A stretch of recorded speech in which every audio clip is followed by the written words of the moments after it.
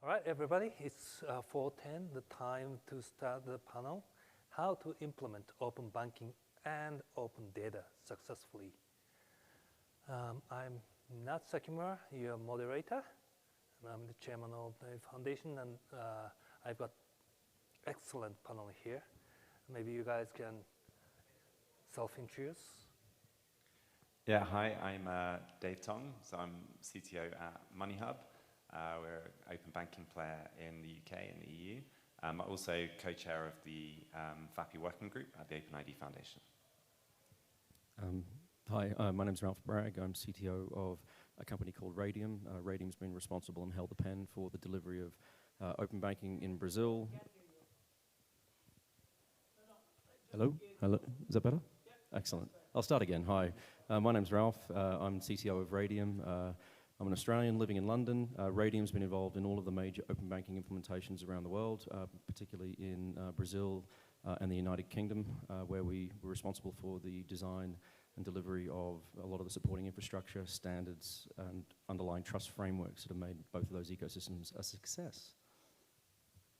Hi, I'm Wes Dunnington. I'm VP of Architecture for Ping Identity. So I think, as a lot of people know, Ping has been involved in open standards for a long time, including very active contribution in the FAPI working group, as well as a lot of participation with banks and other people in open banking and other related financial standards. So pleasure to be here.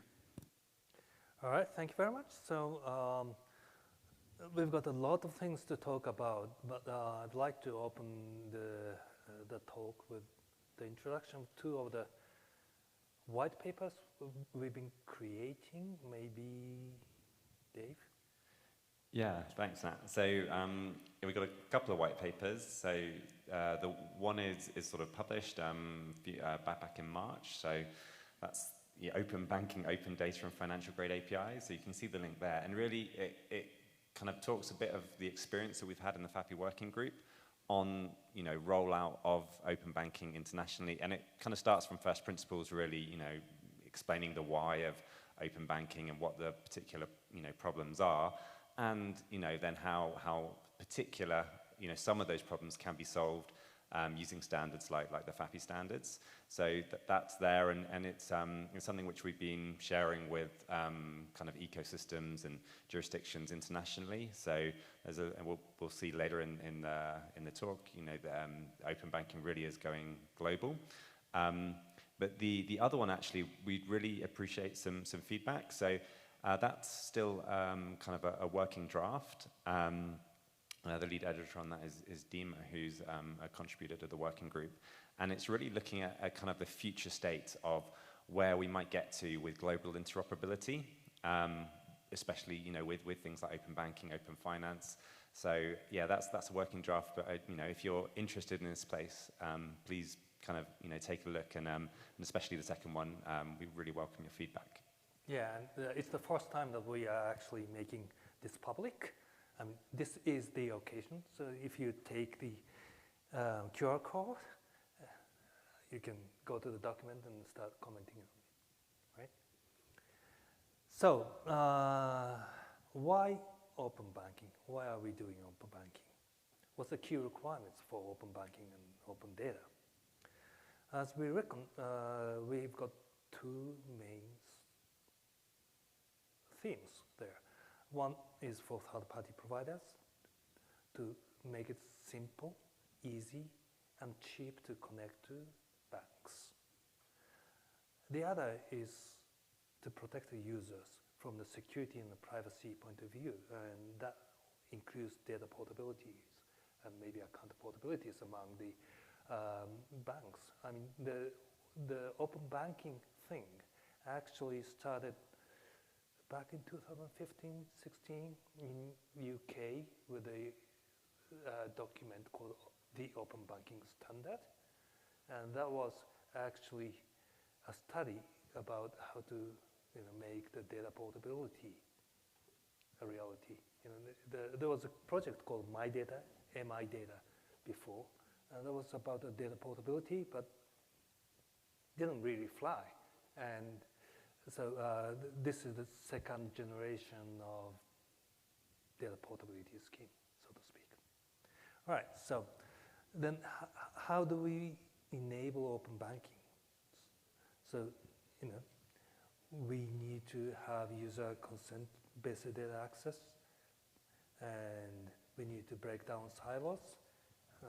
Feel free to chime in, and facilitate innovations, and by growing fintechs and things like that, stimulating financial inclusion, unlock use cases with ecosystem dependencies, and we also have to can categorize these things into the market approaches-based categorization, like regulatory-driven one, market-driven one, and hybrid models. Yeah, and just to chime in, the open banking, to my knowledge, is one of the sort of first times that kind of in the regulatory-driven approach where governments have mandated private companies to open up API access. And most kind of APIs and most sort of models, it's all just in the kind of corporate world. It's businesses to businesses. Normally there's a real clear commercial rationale for one business to open up its APIs to others.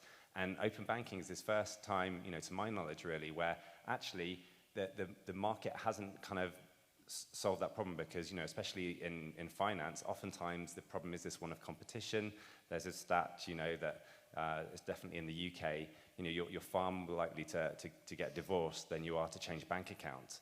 Once people get a bank account, they often just don't change it. And so the problem is you really have a lack of competition because people find it so hard, or there's so much friction in changing bank accounts. So this is some of the motivation why regulators and other industry bodies have looked and said, look, actually, we need to have these standards. We need to force these financial institutions to open up this API access. And kind of the reasons on the left is just some of those kind of justifications for it. And so some, really is innovation. They're like, well, if we can open up access to this data, all of these faster moving fintechs can come along and actually solve some end user problems. And we can do it all in a consent-driven way. So it is a bit different from a lot of other sort of API-type initiatives, which sort of just happen naturally. But that, having said that, and again, we go into this in detail in the white paper, there are very different approaches internationally. So in Europe, it's been very much regulatory-driven, whereas, over here in the States, it's not. It's more of a market-driven approach. And, these all come with their pros and their cons, which we're going to talk about a bit more later. And other jurisdictions kind of have a hybrid model with both. So I think as one of the people who is part of the US market-driven thing, I will say that, in the lack of regulatory drivers, there has been, certainly the consumer market drivers with all of the innovative financial institutions, and the customers really demanding access to their data. And the banks have heard them, so obviously there's still an onward movement, but once again, opening up so that you can use the investment advisor or the tax preparer or whatever else of your choice. Okay. And what are the technical components? So, do you want to go? I actually can't see. So yeah, I mean, when you look at, again, something like open banking, and really when we say open banking now, we're talking, that was often the first use case, but really it's open finance, especially financial products and other places as well, where actually you want to break down these silos and give users access to their data. You've got a variety of different things, and oftentimes people sort of lump them all in together and say, yeah, we just need a standard. But at the bottom, you've got kind of the actual sort of functional API specifications. And that was something in the FAPI working group. We kind of, at the beginning, we wanted to standardize those. And quite quickly we realized there's just not much point because, let's say retirement accounts, 401ks, you don't have 401ks in Europe. So you have these very different instruments that, trying to go through the trouble of getting a specific schema, it's just not worth it. And actually, that's the easy bit. To swap out, a different functional API, to write some mapping code, that's the easy bit. So you've got API specifications. You then have the security profile. And that's really where, we're going to, on the next slide, we're going to show kind of where FAPI fits into this. Yeah, maybe this is a good one to look at. Is actually, that's the really, really difficult bit. And that's a bit where, where actually company A and company B connect together. And if that is not standardized, and if that is not and when I say standardized, and we'll talk more about this later, if that is not conformance tested, so that, it's not just, we all have a standard, but we know there are technical tests proving conformance, then it makes it very, very difficult for all the different relying parties in the ecosystem. So you need this kind of standard security profile. But then what we've realized over time is, you need another, some other building blocks as well. So you need things to deal with consent, to deal with kind of rich authorization. Some jurisdictions need to have interoperable ways of managing grants, and then we also have things like non-repudiation and message signing. So what we've tried to do with FAPI2, and again, please feel free to talk to any of us at the end about this if you want a bit more detail. But the original FAPI specs we went with what was available at the time. Now with FAPI2, we've actually stripped it down a lot, made it a lot more simpler to implement, and broken it up into these different parts so that you've got a framework of specifications which can be used to deliver kind of open banking or open finance, or even just a secure API access to an individual company's products. Yeah, and I just want to reinforce that point that Dave just made. This is the hard part. And certain API jurisdictions don't address it until after they've done their API standards. You saw that, and we've seen that in quite a few different markets where they say, the hard part is defining what an account record looks like.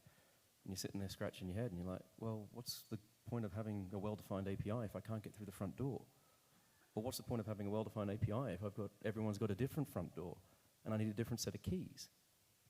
There is absolutely no point having the world's richest APIs if you can't actually get access to that, to that data in a consistent and conformant manner. And there's a slide coming up that will show open banking around the world, and this is the part that really distinguishes successful ecosystems, and it's the real difference and driver as to why the UK was successful, why Brazil was successful, because they have really concentrated on getting this part right.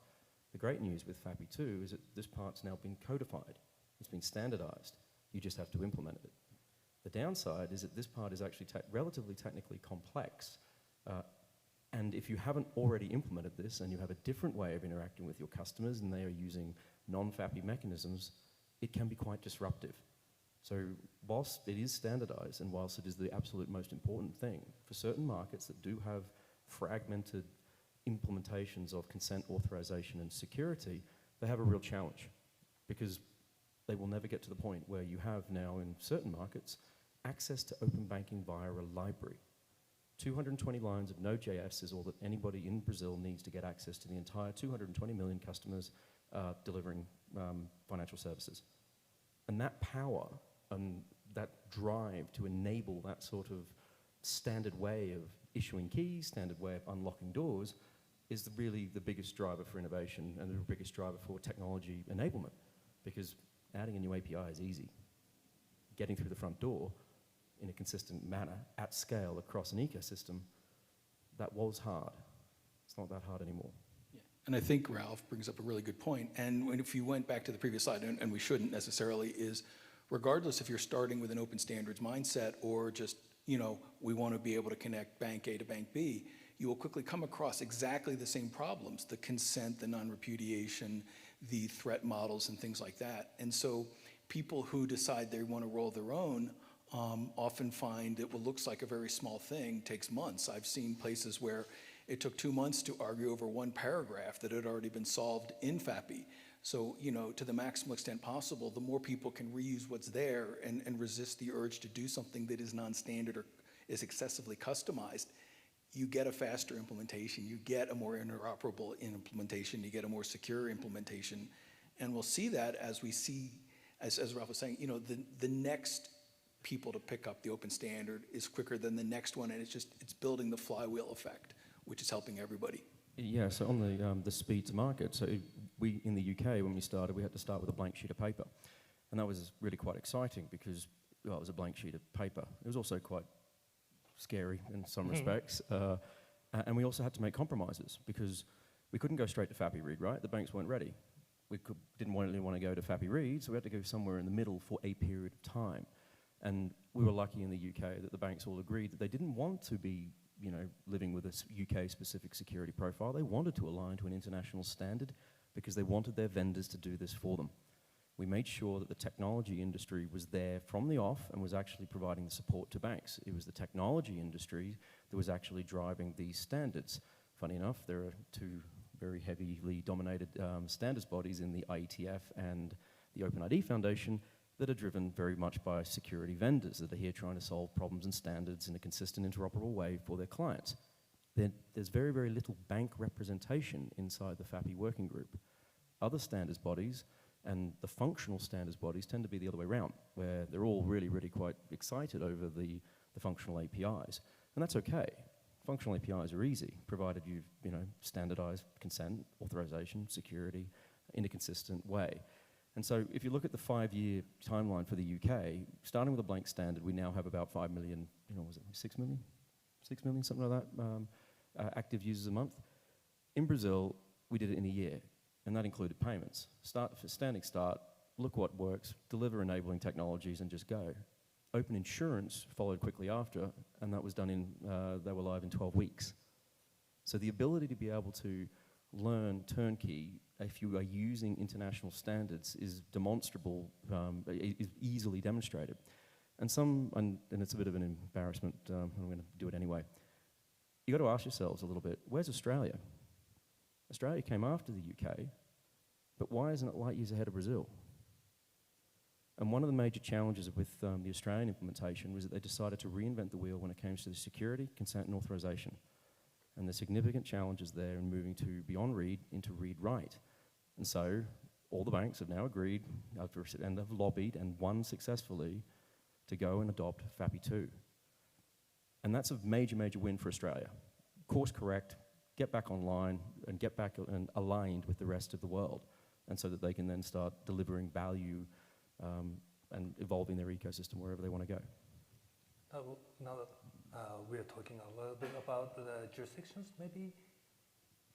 So I was actually going to go on a slightly different topic, but we can go back to it, we talk about FAPI, and we always try to say the financial grade API, and granted, it's been sort of indelibly linked to finance, but it's a security model, and it doesn't really care what the functional API is under the covers.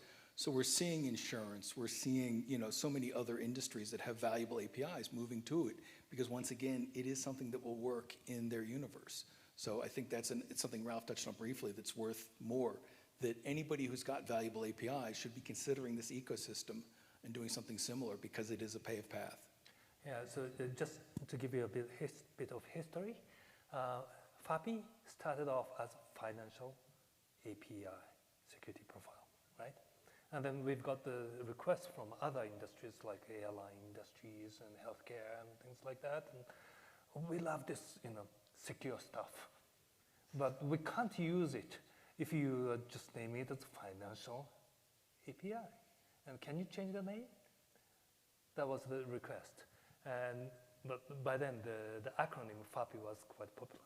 So we didn't want to change FAPI, and we decided to insert -grade after financial to make it generic. And now with the FAPI 2, we're kind of moving away from that and just calling it FAPI.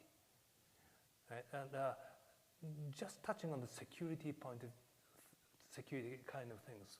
So what FAPI is unique is that we actually have something called formal verification. Do you guys have heard of formal verifications?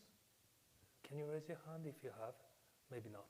So this is a mathematical proof of the security based on certain assumptions, right, and security models.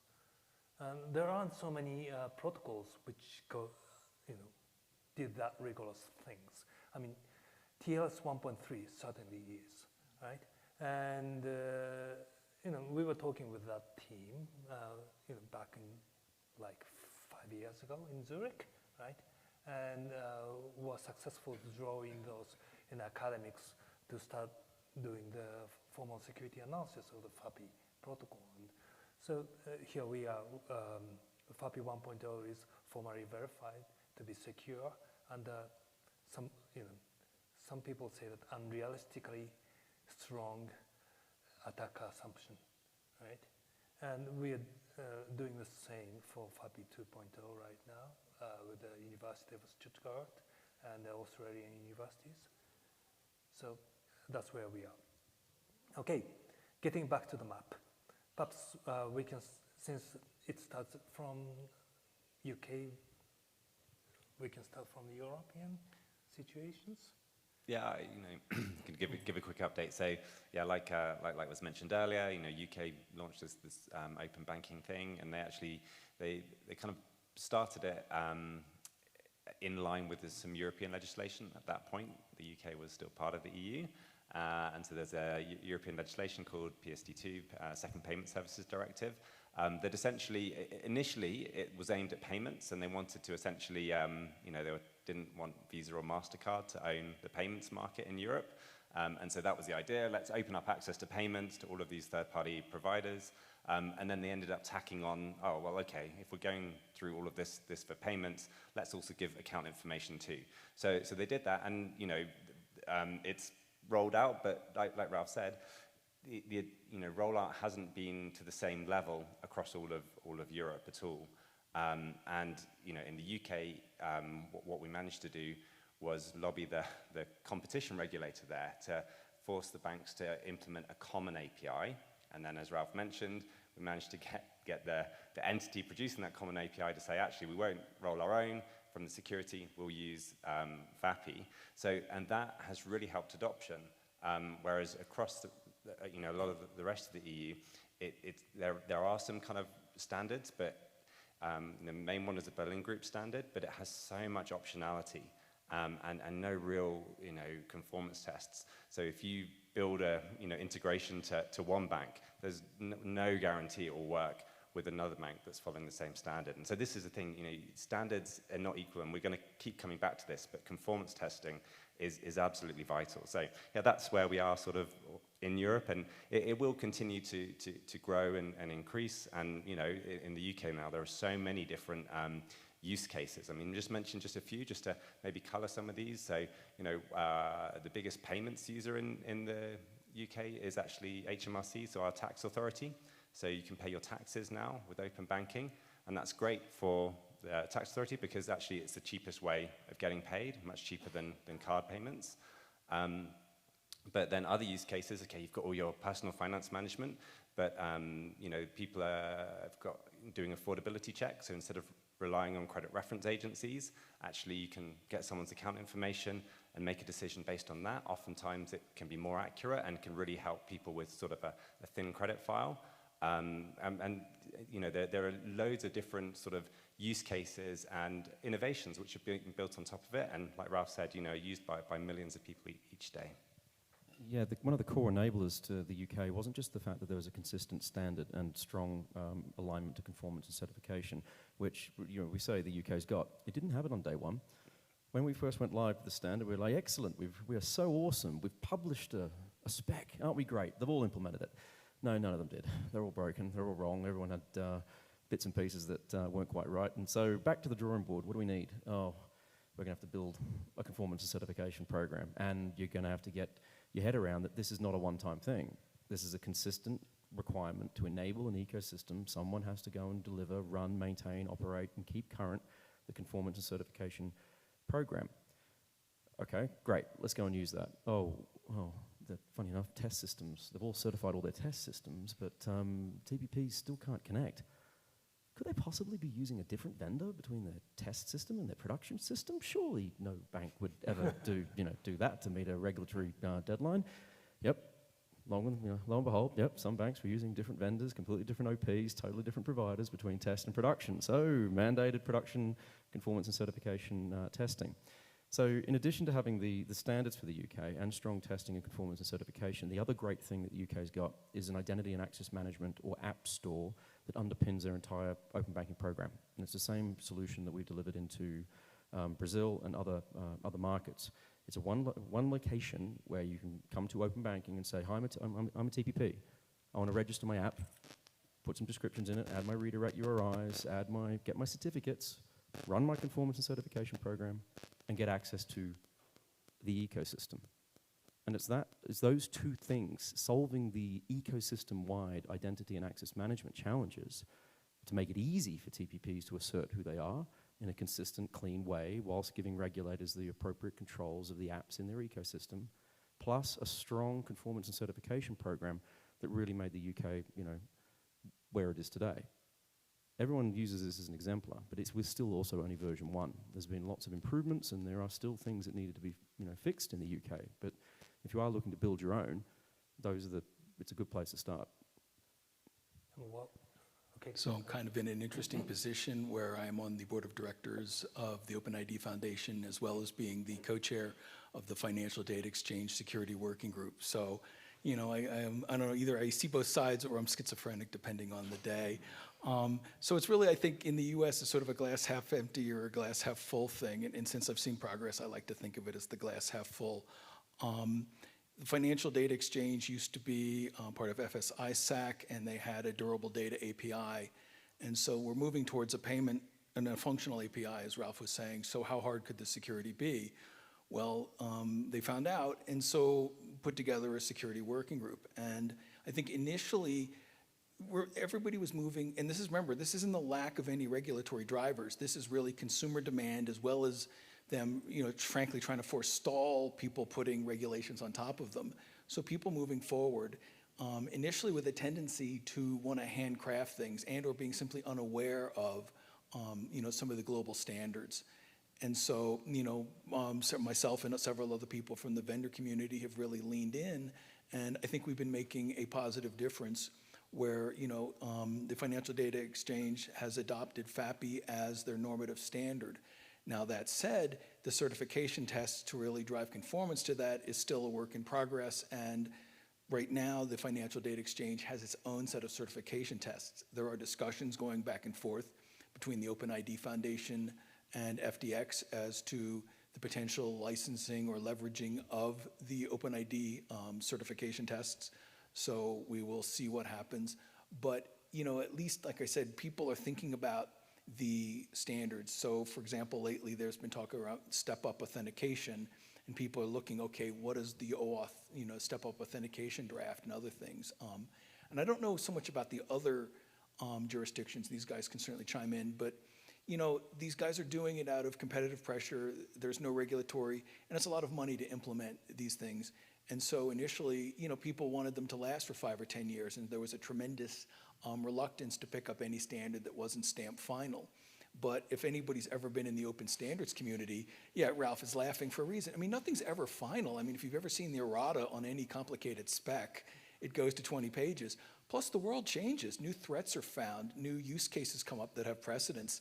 So, we call it implementer's draft in OpenID Foundation for a reason, in that in our judgment, the standard is well baked enough to start the implementation without being majorly upended. And so once again, the fact that these things are always in evolution and always require a continued bit of upkeep and maintenance and evolution, because also we get hopefully slowly smarter, is something. So it is, like I said, moving forward. And some of the banks, because also one of the things that's killing them now with all of the new, the fintechs and everything is the bilateral one-on-one agreements and the one-on-one connections. It's simply too labor intensive. So FDX, and this is public, they are standing up basically a directory of all of the registered entities, and they're going to put more and more information in there. So it will be actually a market-driven use of really a standard place to go get information about, other financial institutions or aggregators. So once again, in the lack of regulatory drivers, moving slowly, but it is moving. Yeah, that lack of regulatory drivers, and for any regulators in the room that are willing to say they're regulators, thank you, Abdullah. It's one of the challenges, and what we call on to every regulator that we talk to, and we talk to a bunch all around the world, is that we're not asking you to do anything more in this space than you already do. Except now we're asking you to digitally accredit and give people the ability to assert their regulatory status from a digital point of view, so they can use that as an identity to actually get on and establish these relationships. Without a regulatory framework that actually says who is authorized to do, what with whom, you are stuck still with those point-to-point bilaterals. Until somebody can step in and solve that problem, only you need very, very deep pockets. And the number that we use all the time is 50,000. And we've used this for a number of years. In Europe, establishing a relationship was 50,000 euros. In the UK, it was quoted as 50,000 pounds. In the United States, it was $50,000, and same with Australia. That was the rough back of a cigarette packet, estimates that TPPs would say total cumulative cost, time, effort, value for me to establish a relationship with a bank. Now, if you're a small fintech startup, you don't have those sort of pockets. What you'll end up doing is you'll pick the top 5 banks that gives you the 80% of those customers in order to go and build those propositions against. And that really starts driving some perverse economic outcomes where fintechs only engage with the top big banks. Great for the top big banks, not so great for the the little guy or the building society. Too big to fail. Yeah, it's, too big to fail, and they're too big to not integrate with. And so when these ecosystems need to come in, you need to solve both of those problems in order to actually make sure that you don't skew your digital economy. And so that's the role of the regulator. The other one is strong certification. They already put the barriers in terms of to TPPs. You must have ISO 27001. You must have $5 million worth of insurance. You must have this. You must have that. Well, in a lot of these successful markets, they go one step further. You must have FAPI2 certification. You must have passed your functional certification tests, and you must have delivered your APIs correctly. And that is a bilateral contract or a mutual contract that a regulator actually has with a bank. Because what the regulator is saying, we understand the economic effects of this. If we take that responsibility away from your procurement team, your supply teams, well, you don't need to deal with it. And likewise, if we make sure that the participants that we're telling you have to deal with are actually accredited, they're not going to disrupt your systems, they're not going to cause major problems, well, you don't need to invest in a 10-man open banking support team.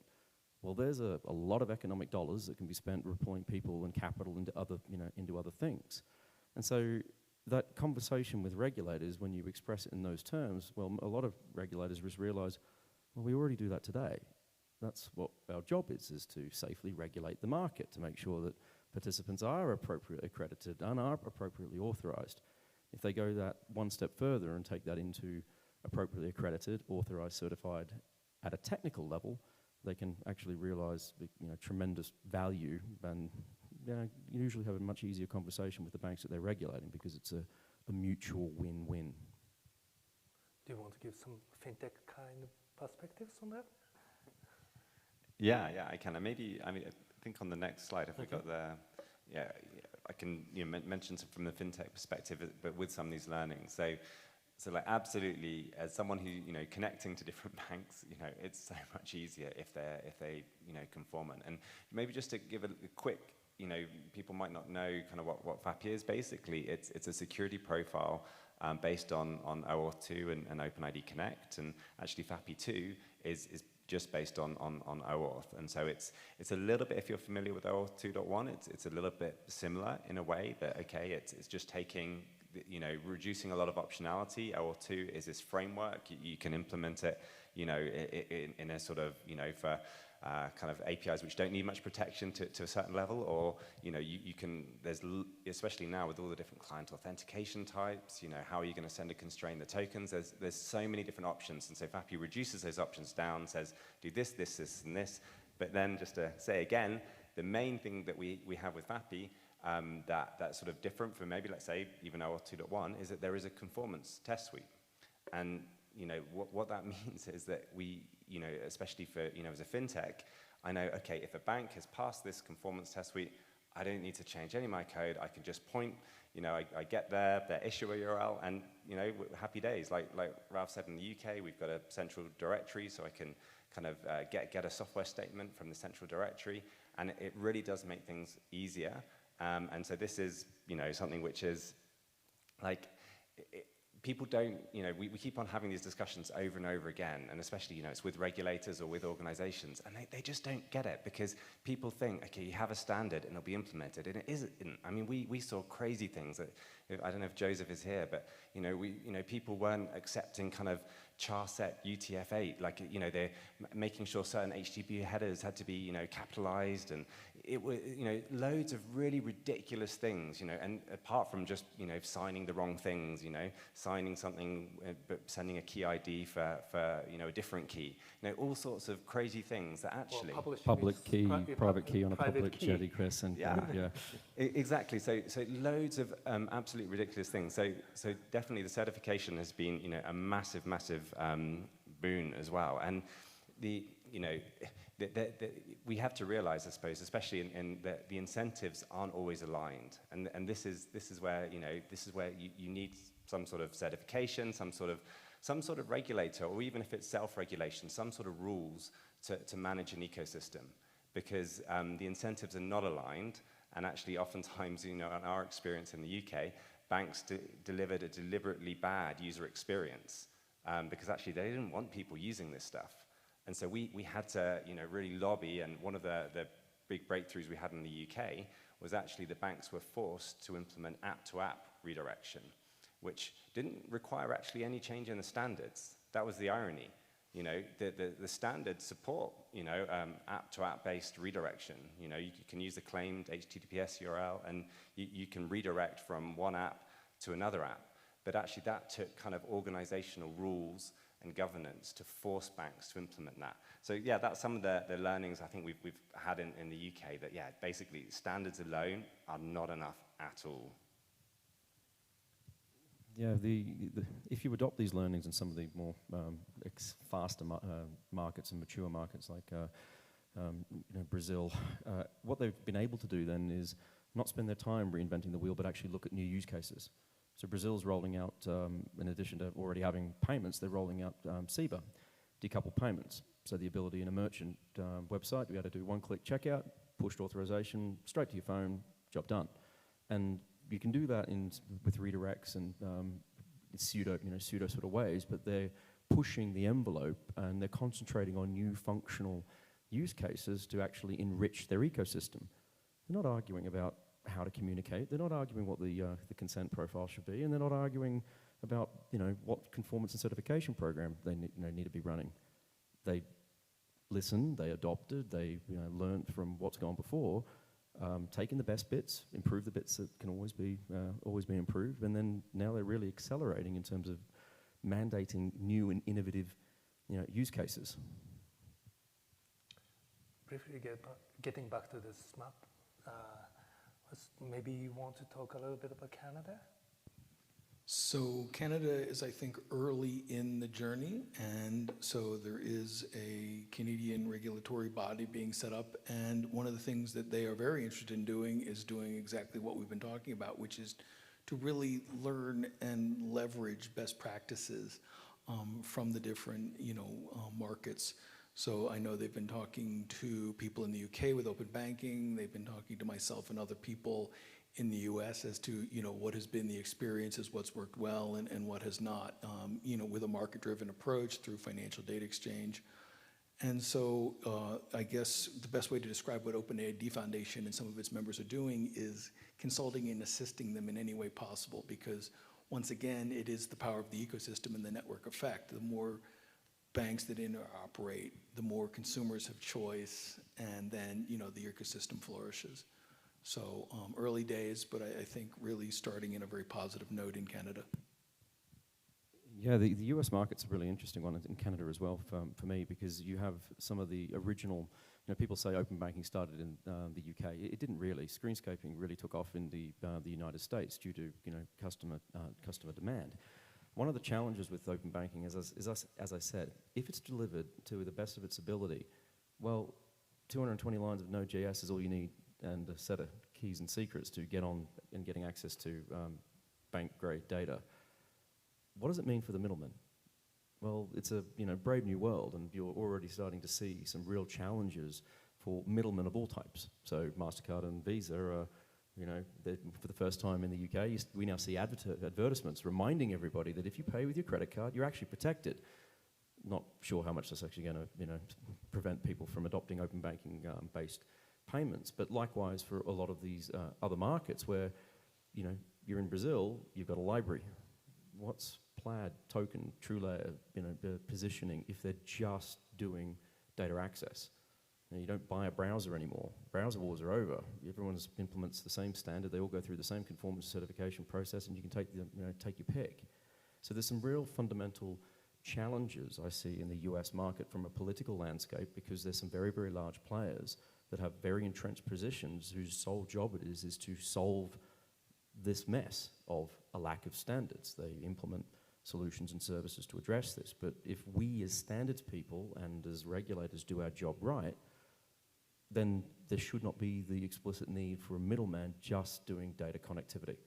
They should, great opportunity for anyone to come along and start doing value add, looking at the data, offering additional services on top of it, which is why you see a lot of these, a lot of the middleman players pivoting very, very hard to value added services because they've seen what's happened in the UK and they're seeing what's happening in other markets.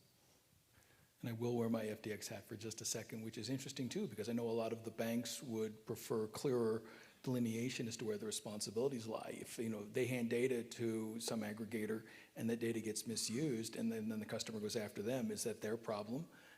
And so where the boundaries are is something that's very interesting too. So I think Financial Data Exchange has a tremendous interest in trying to regulate downstream usage of the data, which is really a fill-in for what should be a regulatory framework. So once again, like I said, you can either come at these things from a regulatory or market-driven perspective. You will end up having all the same considerations just because they just are. And do you want to comment on the Middle East and Africa, or? You have nothing to say about Middle East and Africa. Ralph? Hopefully, Ralph. No, there's an explosion in open banking. So what is interesting with a lot of the Middle Eastern countries is their starting point, call it former British influence or just direction there, but a lot of them, the Middle Eastern countries have said, let's copy the UK. Actually, Australia's stated that it's moving to FAPI2 already. That's the Australian banks and their vendors are well behind all of those initiatives. Like all of the specs previously, it wasn't final, but it is final enough, and that's what they've stated their targets are. We're increasingly seeing more and more markets, including the US and Canada, start looking at what has gone on in Brazil and Latin America because it's in a lot of cases it was done a lot quicker. It's a more mature market. It's a more newer implementation. They're also directly comparing that with the challenges that we've seen in the Australian market. But the Middle East is a bit of a hotbed of explosion here with government regulators all across the region saying that they want to digitize and enable their digital economies. I suppose for most of those countries, they've got aspirations that are far bigger than open banking. They want to go cross-sector, cross-vertical, and really drive digital innovation across all sectors. So it's going to be quite exciting. All right, so we kind of covered the learning slide. We've got 6 minutes. So, yeah, right. So I'd like to ask if there's any questions from the floor.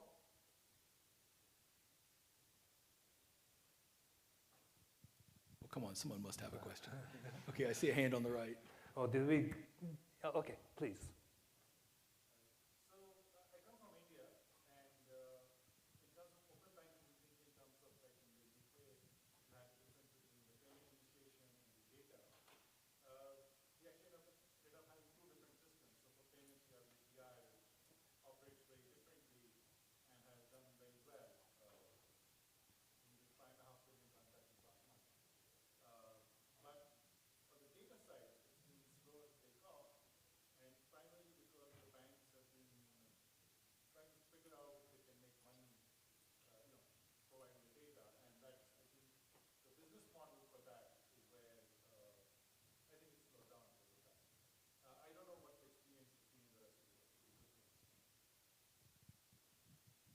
So from a market perspective, there is, the question was really the data APIs for the FIs, what's in it for them? I mean, how are they monetarily compensated for sharing your financial data with other aggregators? And the real answer is they're not, because it's not their data. They're the stewards of your data. You own it. And so, frankly, they need to recognize that and move forward. Yeah, and again, look at some of the similarities that are really successful with ecosystems. UK, GDPR's there. Brazil, LGDP, so with GDPR read across. So they have the same principles. But it doesn't mean that the TPPs can consume this data on an unlimited basis. There are restrictions in place, and there are opportunities for banks to go beyond this. Like we're working with quite a large number of banks that have said, okay, we see what's coming. We're required to do this, but actually, if we do all of this and we use this as an opportunity to digitize our banks and to create the API as a distribution channel, essentially deliver open, insert major bank brand here that straddles all of the different brands and allows consumers to get access to all of the different services across the entire region, those banks are being really successful. And we're seeing a lot of the banks in the UK embrace these transformation programs as a kickstart to go and deliver API or products as channels. So they're looking at TPPs as new distribution services for value-added capabilities. And those are the banks that are really going to win. The open banking or the open bank concept is really starting to take off, because a lot of banks are also using this as an opportunity to recognize that they've got issues of their own cross-border. So let's take Canada and the United States. Why is it you can't have a customer of let's pick one randomly, RBC can't have a single view of their accounts in the United States and Canada? It's the same open banking use case, but within the same banking group. And so a lot of banks are using these sort of, this kickstart to go and, deliver their own open banking X ecosystem to, solve some of these problems, but then also digitize their, turn TPPs into distribution channels.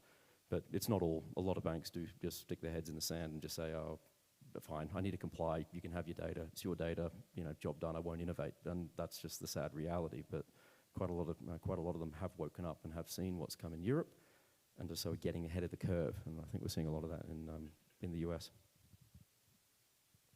Okay. Any other?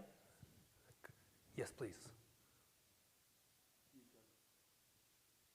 Curious how you see open banking either as a potential facilitator for money laundering or a potential defense against money laundering. You talk about all these cross-border transfers and making it easy. I wonder if that makes it easy for bad actors to do these kind of things too. Well, yeah, look, it's a good question. I mean, the question? Okay, so the making it easier to move money, is that just enabling money laundering? Is the question. And well, I suppose looking maybe just at the wider fraud, we've seen actually quite a lot of when there's a new API, a new sort of it's a new vector for attackers to try and exploit. And so we have seen that in the UK. We've seen really some quite significant fraud go through some of the payment APIs. But actually what they worked out was basically, when you kind of boiled it down, some banks required essentially sort of two authentications to make a payment to a new person. If you're using their app, you had to go through multi-factor to kind of add a new payee and then go through again to make a payment, whereas via their open banking, they ended up only being once. And some of them even had a lower threshold. So they were just sending, and again, the whole SMS, TOTP, OTP stuff. So we saw that, but that wasn't really the fault of, these APIs. That was kind of problems in how banks had implemented them, which, attackers kind of took care of. But then the AML, I think you're right in a way, but I'd flip it on its head and said, actually, again, this, going back to identity, banks often have very decent identity information about their end users, and that's one of the things we've been trying to work on, in the UK and other places, is to let banks share that data. And actually, so I flip it on its head and say, actually, open banking, if you extend it, especially to identity attributes, could really be used to kind of combat money laundering. Well, there is this thing called eKYC, which is a great way to give information to avoid money laundering. Yeah, bad guys are sharing data, collaborating to find a new, innovative way of doing things. Good guys, unless they share and collaborate, has no chance to really effectively fighting off. Yeah, it's one of the areas where FAPI doesn't prescribe, and it is down to the regulators to mandate this because it's outside of the scope. So the actual authentication mechanisms, characteristics that banks are required to do or adopt are, left in the domain, in most cases, left into the competitive domain. And we do see in certain markets where they don't prescribe heavily, or at least appropriately, strong customer authentication to a level commensurate with the risk. You do see, a rise in push payment fraud, because, open banking's not new. It's just another way of, instructing a payment. So if you can socially engineer, attack someone or whatever, it's it may be slightly easier because it is a more simpler user experience point of view.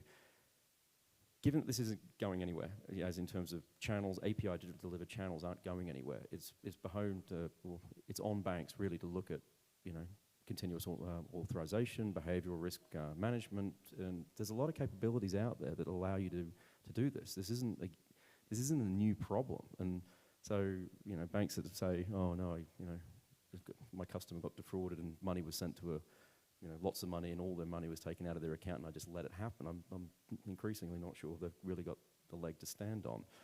And so in the UK, all the banks have signed up to a voluntary code of conduct, which basically says the banks, if they are defrauded by an open banking push payment, will refund the customer. It shouldn't happen. They know they need to invest in, and if it does happen, they know they need to invest in better behavioral engines to track this type of fraud vector. Okay, so just to finish off this panel, another one? Okay, quick one, please.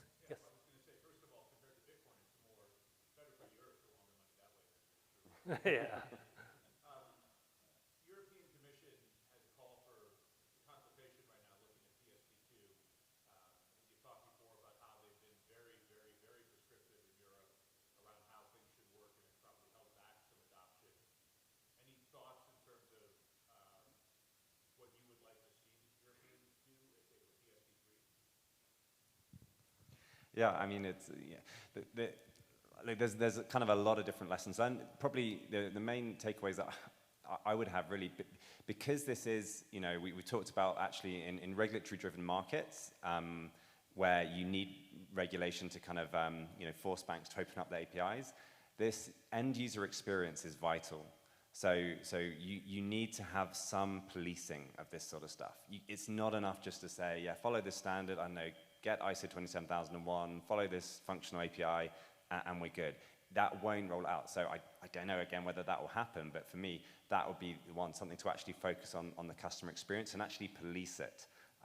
So that would be my main takeaway. Yeah, I just wanted to clarify, Europe doesn't have a consistent API. The UK does. So Europe is it's a basket case from a PSD point of view, and that's why you have the rise of all these these aggregators, these middleware connectivity providers, because there is 4,000 different standards across 4,000 different banks, even if they're using the same Berlin group or STET for France, etc. There isn't actually a consistent implementation. So you've ended up with, have you really enabled open banking, or have you just created 4 or 5 new Uber aggregators? So that's what I would like to see come out of PSD3 is actually prescriptive standards. Yeah. Yep. So I'm sorry that we are out of time. The last slide was about what the OpenID Foundation can do in open banking, and you can just read it through. And all these things are actually in the white papers. Just download and read it. And for the right-hand ones, it's a draft, so please do chime in. Okay, so thank you very much for joining the session. Thank you. Thank you. Thanks.